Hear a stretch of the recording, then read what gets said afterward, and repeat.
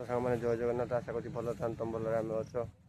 ଯେହେତୁ ସାଙ୍ଗମାନେ ନଈ କୂଳ କିମ୍ବା ପୋଖରୀ ସ୍ଥାନ ଦେଖି ଚାହିଁ ଚଳୁଥିବେ, କାହିଁକିନା କୁମ୍ଭୀର ବି ଆସିପାରୁଛି।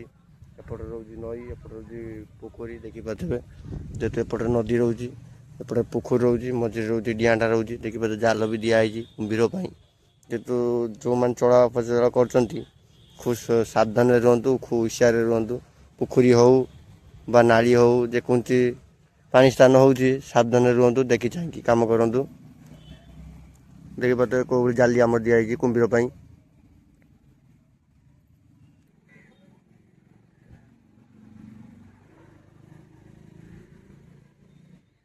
ଦେଖିପାରୁଥିବେ ପାଣି କଲର କେଉଁଭଳି, ଯେମିତି ମାଟିଆ ପାଣି, ପୁରା ମାଟିଆ କଲରର ପାଣି। ପାଣି ପୁରା ନୀରବ ଅଛି, କାହିଁକିନା ଆ ଭିତରେ କ'ଣ ଅଛି କ'ଣ ନାହିଁ ଆମେ ବି ଜାଣିନ।